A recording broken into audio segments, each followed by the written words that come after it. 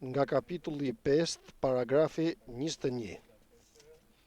Kapitulli 5, Ungjilli i Markut, paragrafi 21.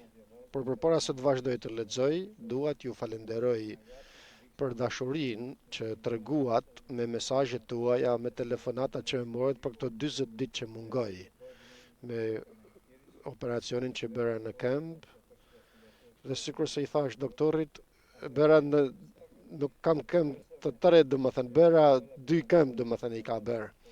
Gjithçka shkoi mirë, këtë rrallë nuk pata dhe dhimbje, dhe falenderoj për rendin me të vërtet nga zemra ime për dashurinë tuaj, për telefonatat që kam pat dhe më kanë prekur ku shifja dashurinë e vëllezërve të tregohet jo një herë, por disa herë gjithë secili që më merrte.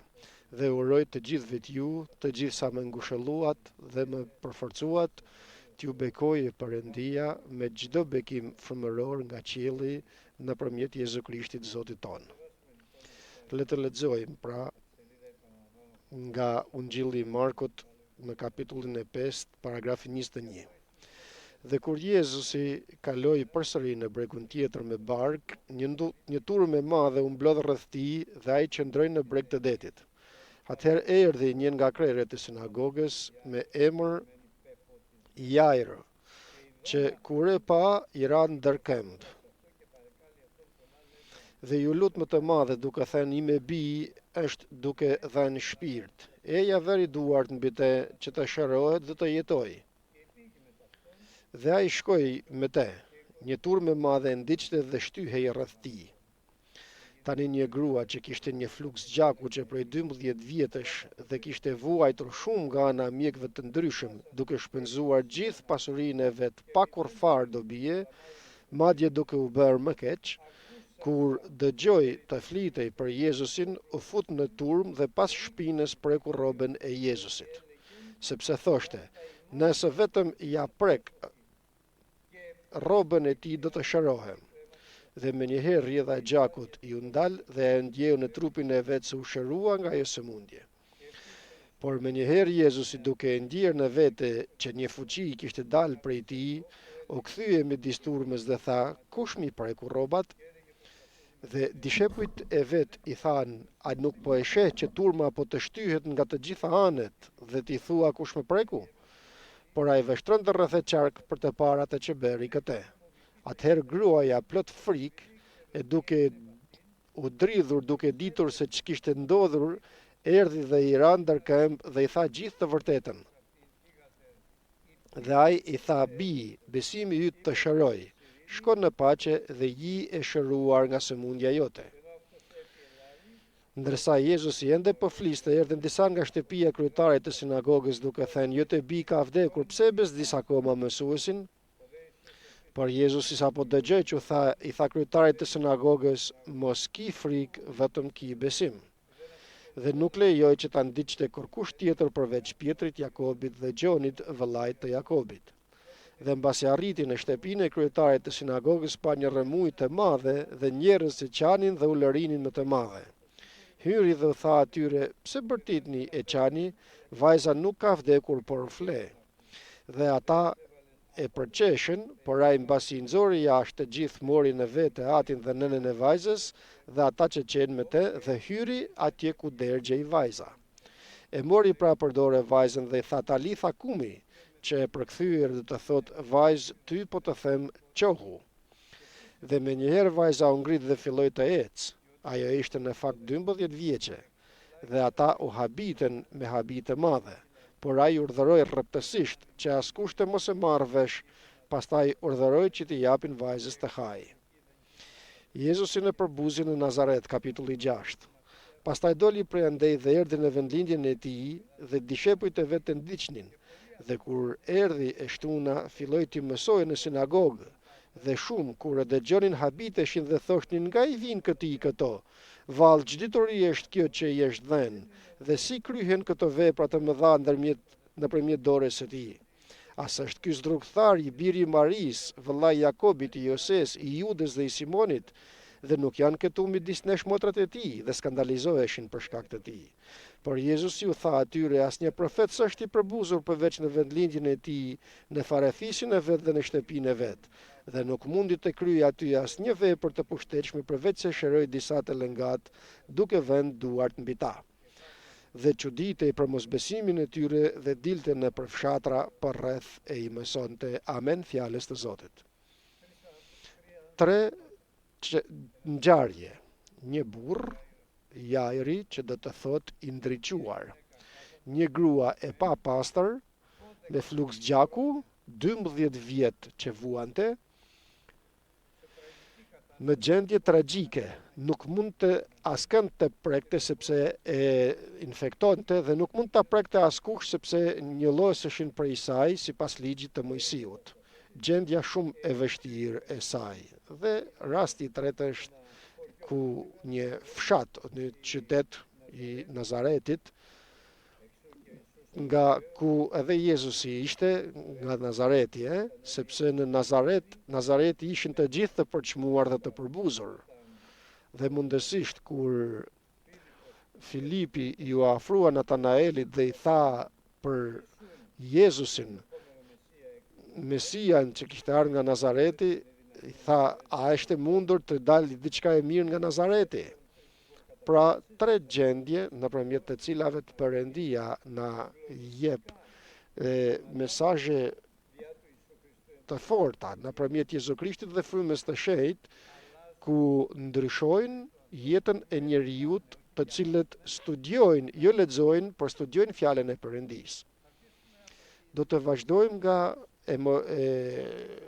me gruaja me fluks gjaku, 12 vjet. Tragjike gjendja e saj, e vetmuar, e izoluar mundësisht. Askënd nuk mund të prekte dhe askush nuk mund ta prekte, ishte edhe e pasur. Dhe për 12 vjet të tëra, gjithë pasurinë e saj e shpenzoi tek doktorët për t'u shëruar. Rezultati ishte gjithnjë dhe më keq. Dhe kështu arriti në një gjendje tragjike, do të thoja, kur them tragjike, e them me gjithë kuptimin e fjalës, se për 12 vjet ishte e papastër, shumë e varfër, ishte varfëruar dhe pa asnjë lloj shpreset. Nga ku të vinë shpresa dhe ndihma tek ajo? Por fjala e Perëndisë thot, kur dobësia e njeriut bëhet e plotësisht pra, atëherë zbulohet tek njeriu forca e Perëndisë e përkryer. Dhe tani do të shfaqet fuqia e Perëndisë në atë grua. Përse? Sepse është e shkruar dhe shkrimi nuk mund të hidhet poshtë se njeriu ka frymë, por frymëzimi të plotfuqishmit e ndriçon atë. Dhe i dha një frymëzim të veçantë vetëm tek ajo, tek askush tjetër në të gjithë dhjatën e re. Një frymëzim të veçantë. Mjafton që të preku cepin e rrobës së tij nga mbrapa fshehurazi dhe do të shërohem. Ma çfarë frymëzimi i erdhi kësaj? S'kishte ndodhur ndonjëherë tjetër një gjë e tillë. Dhe sigurisht këtu do të më lejoni për një eksperiencë shumë të bukur që kam kaluar. Kur e lexova, isha i gjunjëzuar, isha në zyre, në karrige ku i ulur ku lexoja dhe thoja, po të preku cepin e rrobës së tij, do të shërohem. Tha jo. Frymëzimi të plotfuqishmit ishte ky. Dhe thash, Zot, edhe unë do të doja të prekja cepin e rrobës sate. Por ku ta gjej, o Zot? Dhe dëgjova zërin e Zotit. Është përpara tejet. Shof poshtë dhe shof Biblën të hapur. Po thash, ishte e hapur tek një paragraf ku gjithmonë është i mrekullueshëm për mua, që thot, le t'i afrohemi me prezencë në fronin e hirit që të marrim mëshirë dhe të gjejmë hir për të na ndihmuar në kohën e nevojshme. Dhe kur më pavagzoi Zoti me frymën e Shenjtë, me të vërtet ishte një eksperiencë trënditse atëherë, me qoj Zotin në fronin e hirit të tij. Pash një përvojë, një eksperiencë të mrekullueshme kur mbajti disa orë, nga ora 9 deri nga ora 2-3 e natës. Ishte një kohë e mrekullueshme, ishte në fron një që ishte dritë, në të djathën e tij një burr dhe në të majtën e tij një burr tjetër. Dhe sikurse ngrija duart lart dhe shikoi afronin, vinte forca e frymës të shenjtë brenda mejet me shumë forcë dhe më jepte gjuhra të mbushura me dashuri të madhe, trënditëse. Dhe kur shpërtheja nga forca, gjynjëzohesha pastaj poshtë, bija poshtë, ashtu sikurse muslimanët ishin gjynjëzuar dhe ikte forca. Pastaj u kthesha në të djathtë, shikoja Jezusin, ndryshonin gjuhrat, mbuheshin gjuhët me forcë dhe me pushtet. Dhe mundësisht mendoja dhe thoja se po të mund të thoja u bëv drita du të bëhet. Me fali që e them këtë, për kështu mendova. Dhe kur shpërtheja nga ajo forcë, se dilte bija përsëri poshtë dhe u bëshatisha. Pastaj u ktheja nga në të majtën dhe më ndryshonin fjalët e frymës të shenjtë dhe mbusheshin me lavdërim, gëzim, dhe kjo mbajti nga ora 9 deri në 1-2 që zbriti Ana dhe më tha: "Jorgo, eja se kanar do të huaj për të folur me ta." Dhe më thot, mendojnë se nuk duam që ti mikpresim dhe duan të iken. Unë nuk doja të dilja nga aty ku isha, por çfarë të bëja? Dola lart, por ajo eksperiencë, ajo përvojë më është shënuar në jetë, në zemrën time. Kur më tha Zoti se përpara teje është rroba ime, dhe them, po ta preku, me të vërtet do të më çosh përsëri tek froni i hirit tënd në qiell, dhe sikur se isha i ulur atje, ula tek divani në gjunjë, dhe them, sipas fjalës sate dua të prek cepin e rrobës sate, dhe për një sekond më nxori përsëri në fronin e hirit të tij. Aty ishte një përvojë përsëri e mrekullueshme, dhe ajo këtë mund ta bëjë gjithë secili, se kjo nuk është vetëm për mua, sepse atje edhe merr mëshirë nga Perëndia sipas fjalës të tij, edhe gjen hir për në kohën e nevojshme sipas fjalës të tij, por edhe përbën provoja, domethënë përjeton provoja që nuk thuhen. Ju lutem, ju këshilloj që ta provoni edhe ju, që t'i afroni fronit të hirit të Perëndisë. Kështu pra, kthehemi te kjo gruaja me fluks gjaku, shkoi fshehurasin nga mbrapa, preku cepin në rrobës të tij dhe në vend, për një moment, u shërua. Ndaloi rrjedhja e gjakut. Për brenda sekondit, sapo preku cepin e rrobës të Jezusit. Dhe dëgjon me habi Zotin duke thirrur: "Kush më preku?" Dishepujt i thonë: "Ma çfarë thua? Këtu shtyhen turmat nga gjitha anët dhe ti thua kush më preku?" Dhe thot: "Dikush më preku sepse doli forcë prej mejet. Të keni kujdes se cili është shkaku i kësaj. Doli forcë nga unë." Dhe gruaja, tani më e shëruar nga fluksi i gjakut, jo më e papastër apo e infektuar, duke u dridhur nga frika, u gjunjëzua përpara Jezusit dhe dëshmoi përpara të gjithëve atë që kishte ndodhur në te. Dhe atëherë u bë ajo për të cilën Perëndia e thirri. Për këtë arsye dhe ne na ka thirrur Zoti këtu, për një arsye. Jo për shërimin ton, do të na shëroj dhe na shëron, por për shpëtimin e shpirtit ton. Ky është shkaku që erdhëm sot këtu. Ky është shkaku që na solli Zoti këtu. Nuk erdhëm nga vetvetja jon, dhe çfarë i tha? Sapo dëgjoj me besim se doli forcë dhe u shërua, dëshmoj me gojen e saj, ashtu sikur se kush beson dhe rrëfen, ai shpëtohet.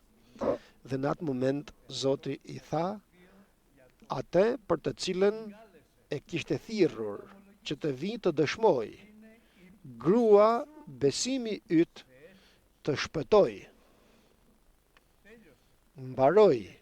Kjo ishte fundi i kësaj çështje, shpëtimi i njeriut, jo shërimi, patjetër që edhe shërimi, por shpëtimi i njeriut është fundi i çështjes.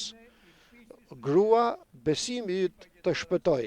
Shko tani në paqe dhe të jesh e shëndosht nga e shëruar nga sëmundja jote. Ja mendoni për një moment, këtë mendoja kur lexova Mbrëm në darkë për të parën herë i gjynëzuar pas 40 ditësh.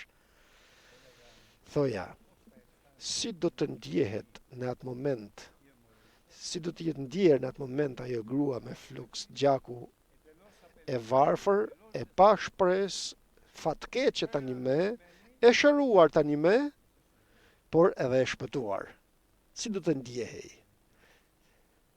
Nga gjendja që ishte në gjendjen që është. Dhe pyetja vetën dhe thoja, Jorgo, a ndjesh edhe ti, a e ndjen atë gëzimin e asaj gruajet për shpëtimin tënd? Ndjehesh se Zoti të shpëtoj? Se ka shkruar Zoti emrin tënd në librin e jetës, se pa pritur do të dëgjohet boria nga qielli.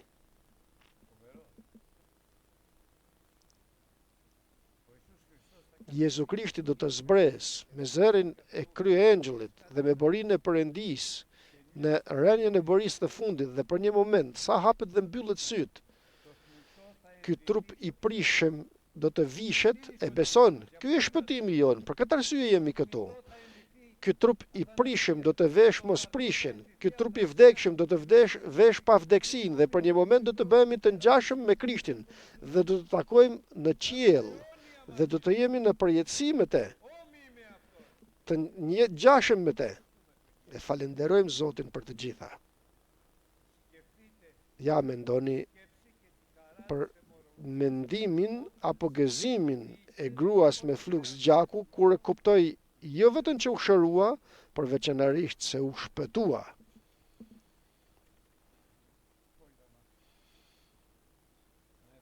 O Zot, na ndihmo që të kemi të kuptuar mirë shpëtimin ton. Dhe tani shkojmë tek personi i dytë, tek Jairi, që është i ndriquar, kryetar i sinagogës, një njeri që e nderonin izraelitët, sepse ishte kryetari i sinagogës dhe me të vërtet kishte përgjegjësinë e sinagogës së tyre. Dhe ai kishte një vajzë 12 vjeçe.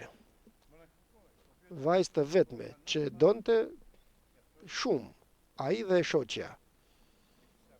Dhe pa pritur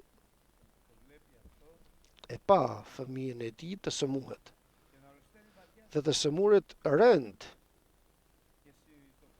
dhe kupton se dal nga dal po jepte shpirt, pra po vdiste. Dhe kishte dëgjuar se ishte një mësues nga Perëndia erdhe. I tha dikush tjetër dikur që bën mrekullirat e tilla. Për këtë arsye të lutem eja, lutu, vend duart e tua mbi te, do të shpëtohet dhe do të shërohet. Mësues. Dhe Zoti tha, po vi. Dhe vazhduan,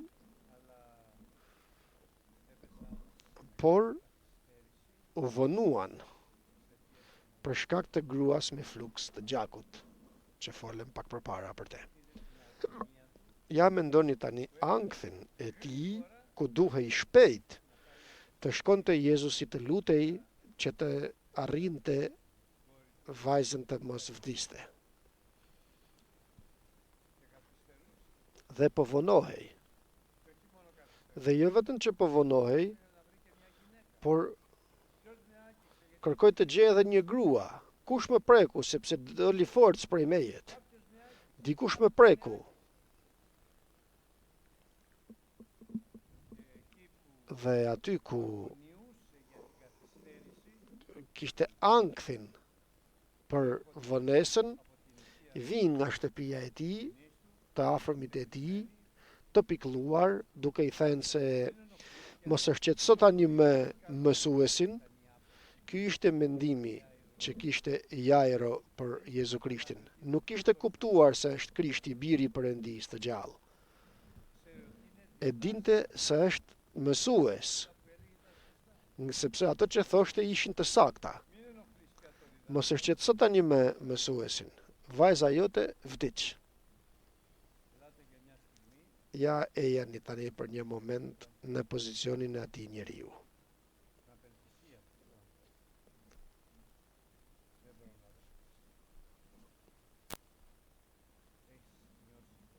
A ke ndjerë ndonjëherë atë ndjenjë që të thuash nuk arrita?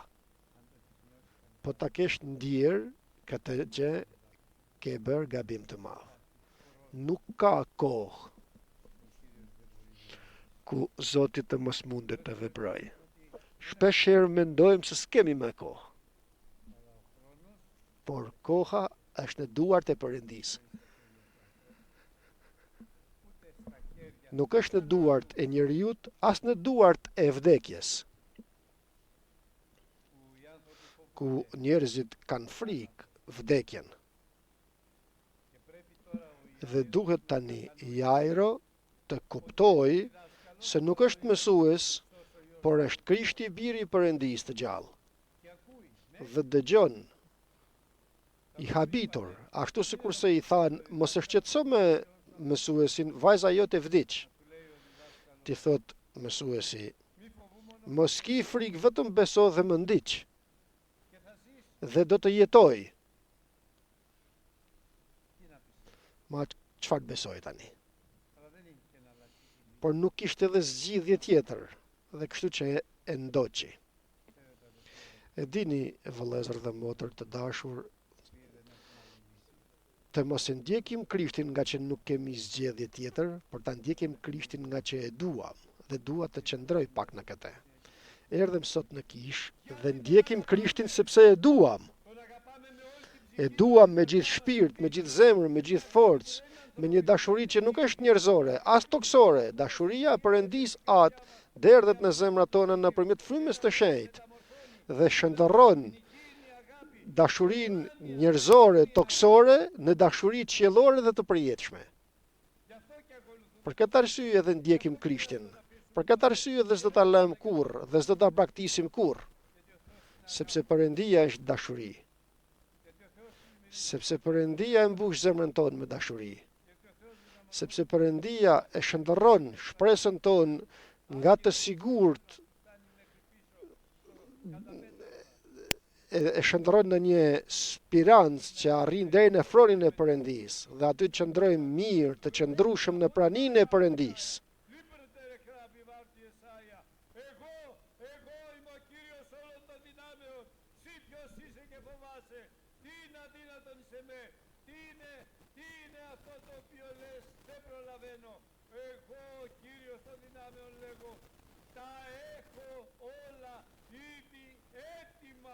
Το κατάλαβες, είπα χάις αρβετερικά.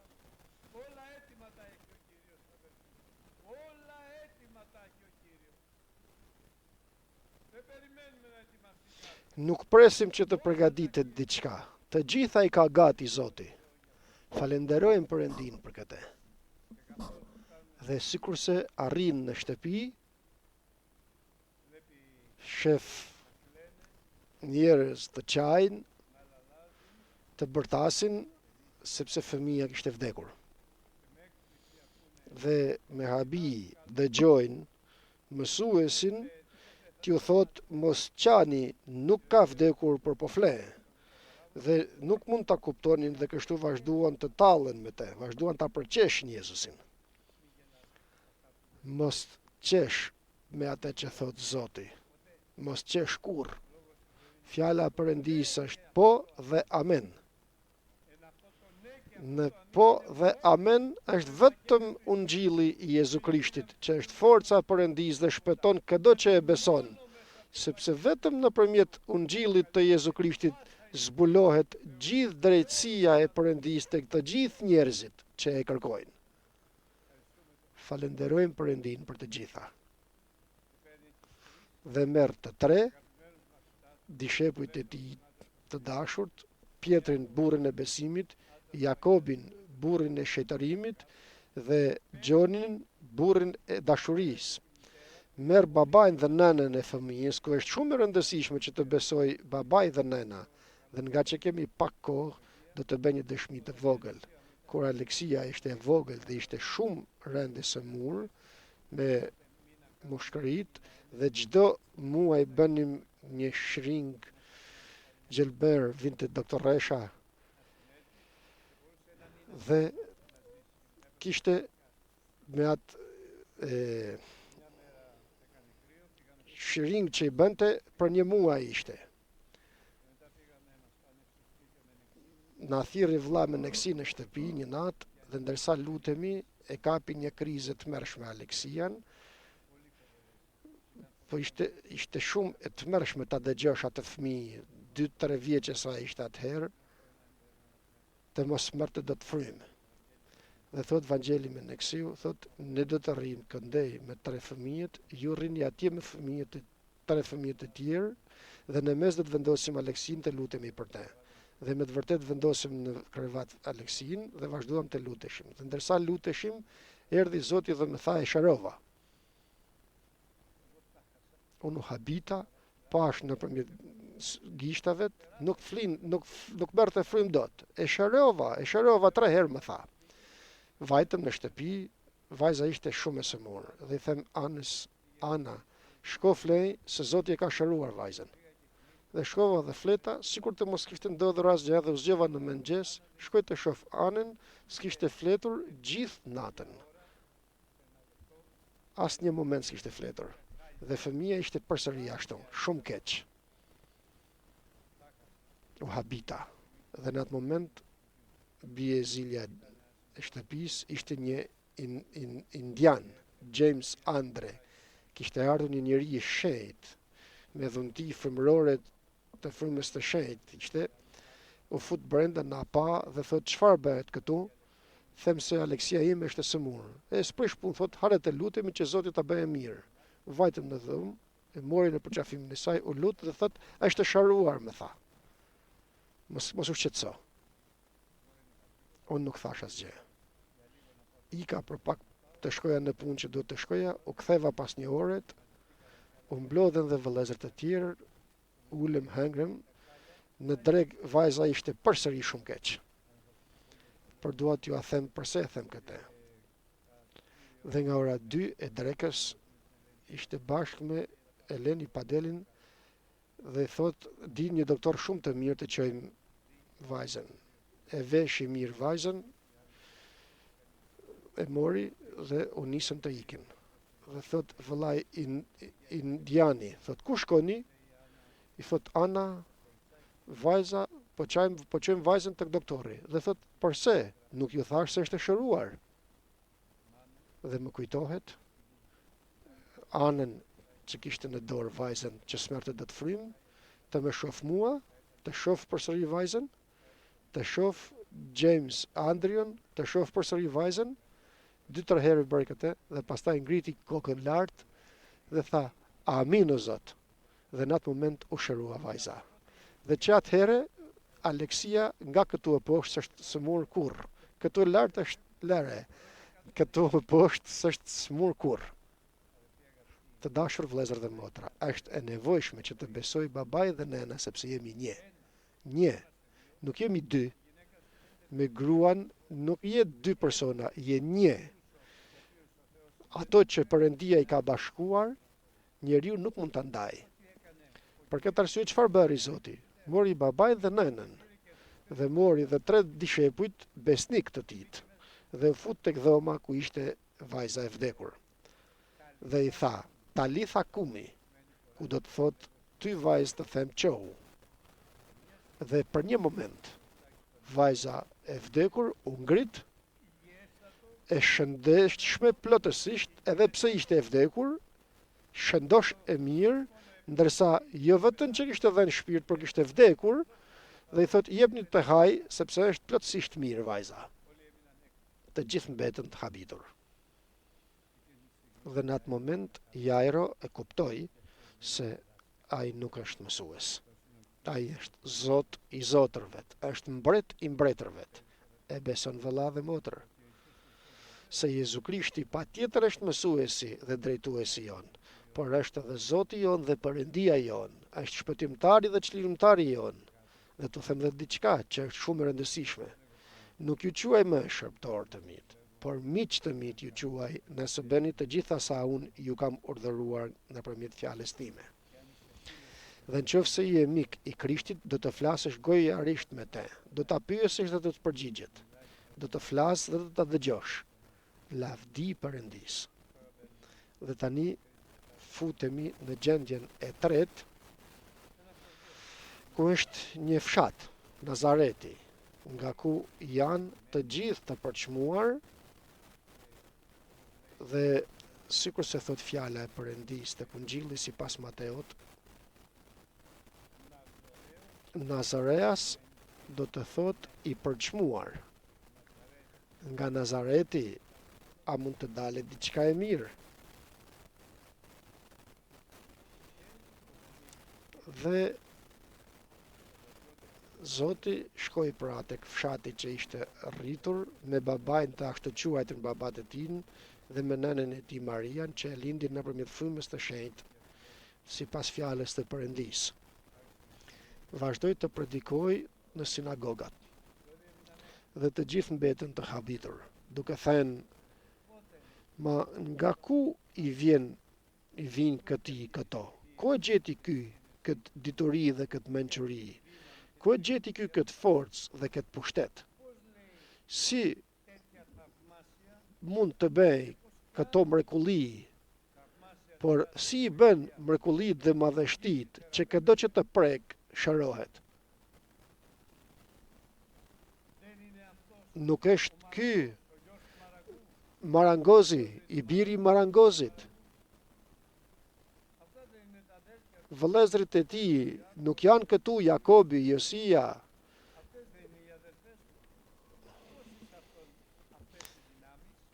Nuk janë vëllezërit e tij këtu në mes nesh? Jakobi, Josea, Juda dhe Simoni dhe motrat e tij nuk janë këtu? Dhe përsëri nuk besonin në te. E tmerrshme nuk është të shohësh forcën e Perëndis dhe të mos besosh. Përse? Sepse është një shkak serioz këtu që e shpjegon Krishti dhe është shumë serioze që ta shohim edhe ne sot. Asnjë profet, thot Jezusi, s'është i përbuzur përveç se në vendlindjen e tij, në farefisin e vet dhe në shtëpinë e vet. Pra nuk ka njeri që të përbuzet edhe pse i bekuar nga Perëndia, vetëm në shtëpinë e vet dhe në farafisin e vet. Aty nuk merr asnjë respekt dhe nder. Dhe rezultati në atë fshat në Nazaret nuk mundi të bëj asnjë mrekulli. Vetëm tek pak njerëz vuri duart, i preku dhe i shëroi. Përse? Për shkak të mosbesimit të tyre. O Zot, na jep besim. Besim të Perëndis. Besim të aktivizuar nga dashuria. Dhe kjo është dhuratë e Perëndis, vëllezër dhe motra. Nuk është se unë do të besoj. Nuk është se unë besoj. Tani tema është më jep besim të Perëndis, o atë në emër të Jezu Krishtit. Nëpërmjet dashurisë të Perëndis, të dhënë në zemrën time nëpërmjet frymës të shenjtë, këtë besim dua. Besimin që shpëton besimin e bekimit. Dhe këto njerëz shifnin hirin e Perëndis në te, fjalën e Perëndis në te, shifnin lavdinë e Perëndis, por nuk besonin dot. Përse? Sepse e dinin dhe ishten nga e njihnin pra dhe ishten nga ambienti i tyre i afërt. Perëndia të na ndihmojë dhe të na jap besim të Perëndis, besim të aktivizuar nga dashuria. Kështu, Zoti jon Jezu Krisht nuk kishte zgjidhje tjetër, dhe kështu silej në përfshatrat e tjerë rreth e qark Nazaretit, duke mësuar se mos vallë me fjalën e Perëndis të veprojë Perëndia në zemrat e tyre dhe të shtohet besimi i tyre dhe të bëhet besim i aktivizuar nga dashuria. Kështu në mes këto tre gjendje të Jairos, të gruas me fluks gjaku dhe të Nazaretit, Perëndia na zbulon bekime qiellore, bekime të mëdhaja, bekime të veçanta, të cilat i shijon gjithë secili që beson në te. Nuk ju quaj më shërptor të mit, kur të besoni në fjalën time dhe thirrni emrin tim, nuk ju quaj më shërptor të mit, sepse Zoti shërptorit nuk ja tregon të gjitha. Sa të mundet të dëgjoj, i thot. Unë tani e tutje do t'ju quaj shok të mit, nëse bëni ato që ju kam urdhëruar. Dhe është shumë serioze të dashur vëllezër dhe motra që dhe të jemi shumë të kujdesshëm në urdhrat që na jep Zoti. Shumë të kujdesshëm që të jemi miq të tij dhe të mund të flasim më të egojarisht. Dhe në krevatin ton, dhe në gjunjë, dhe në studimin e fjalës të flasim gojarisht me te. Miq të Zotit. Mund të thuash sot, o Zot, je shoku im më i mirë. Më bëj, o Zot, edhe mua të jem një shok i mirë i ti. Kjo më kishte ndodhur dhe ishte mësimi që kisha marrë dhe kam thënë disa herë, ta them dhe një herë akoma. Konstantinon, nipin tim, kur u pagzua me frymën e shenjtë, 8 vjeç ishte, ishim vetëm atje në Kalamo dhe i them Konstantino, tani është 23 vjeç.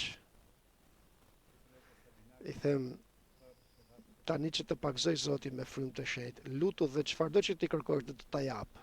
Kthehet me atë thjeshtësinë e fëmijës, por ishte nga Zoti, më tha, çfarë ti kërkoje gjysh? E kam thënë disa herë, por është shumë e rëndësishme për mua. E ka karakterizuar jetën time kjo. E dija se nuk mund të thoja çfarë të doja, sepse do ta mbante mend. Dhe i thash, prit pak Konstantino. Shkova në dhomën time, u gjunjëzova dhe i thash, o Zot, si ti përgjigjem? Çfarë ti them?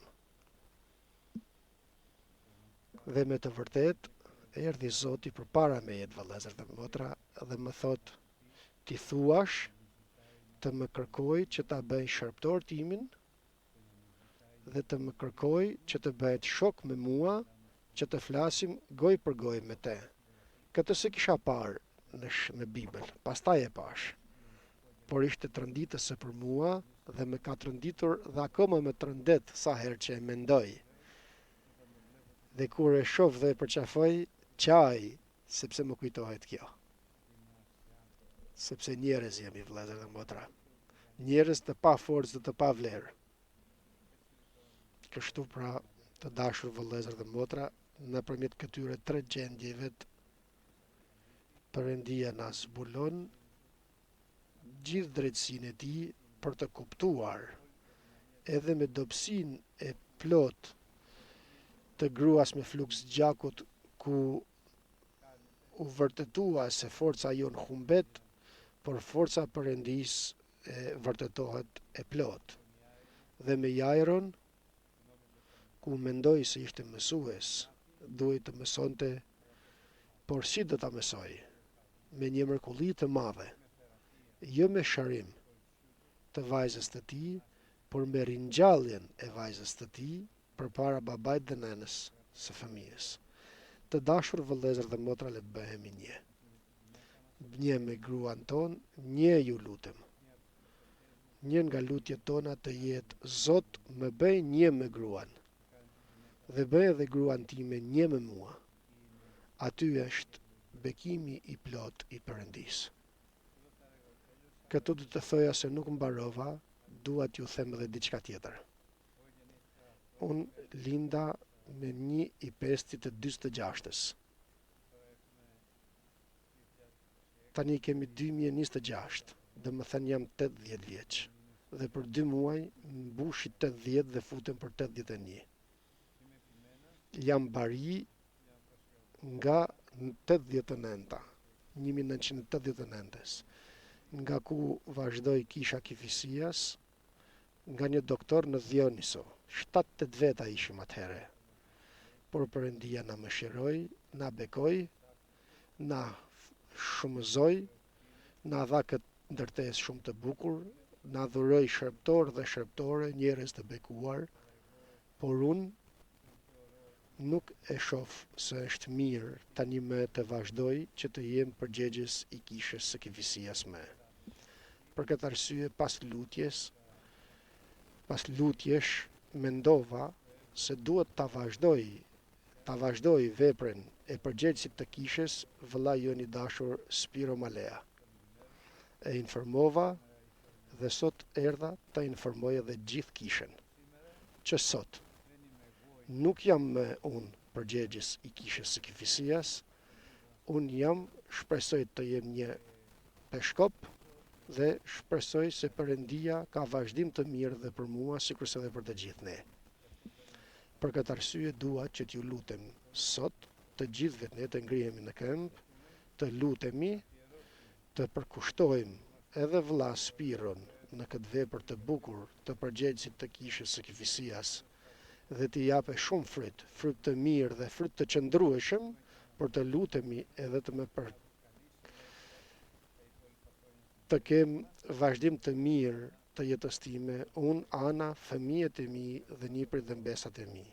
E falenderoj Perëndin se na ka dhuruar 4 fëmijë, nga të cilët 3 janë barin kishe. Një është punëtor që mban fjalën e të vërtetës në Sydney, një ka mbetur këtu në Greqi, vëlla Pari dhe Kristina. Falenderoj Perëndin për këto fëmijë, sepse këto janë jo vetëm ndihmësit e mi, por ato bëjnë gjithçka për ne. Na duan, por me dashuri të vërtet. Jo dashuri toksore dhe njerëzore, por dashuri të vërtet, por edhe unë i dua. Sikurse të gjithë fëmijët dhe nipërit dhe mbesat, dhe ju uroj të gjithëve t'ju që Perëndia t'ju dhuroj fëmijë të bekuar, nipër dhe mbesa të bekuar dhe të gjithë fëmijët të punojnë, të shërbejnë. Kam 8 nipër dhe mbesa, të gjithë veprojnë në veprën e Perëndis të mbushur me frymë të shenjtë, dhe një dhuratë të vogël 4 vjeçare të Dinos, që s'mundi të bënte fëmijë më përpara, Viktorien, dhe ajo është mësuar të lutet tani, të lexoj fjalën e Perëndis dhe të lavdëroj Zotin. Do të doja pra që sot të lutem që të përkushtojmë nga njëra anë vëlla Spiron, Malean, përgjegjës të kishës të kifisias, që të vazhdoj këtë vepër që na dhuroi Zoti 36 vjet tani. E dini çfarë do të thotë 36 vjet bari kishe dhe 3 vjet përpara në Egjio? Vazhdova pra nga i ri dhe tani jam 80 vjeç dhe për 2 muaj mbushi 80 dhe shkoj për 81.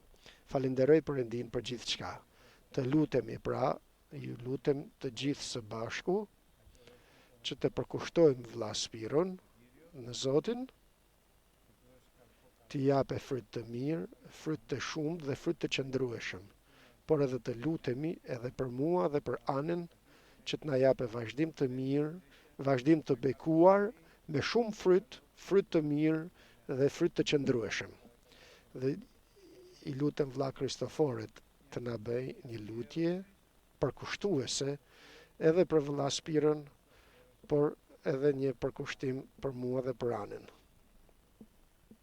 Amen o Zot.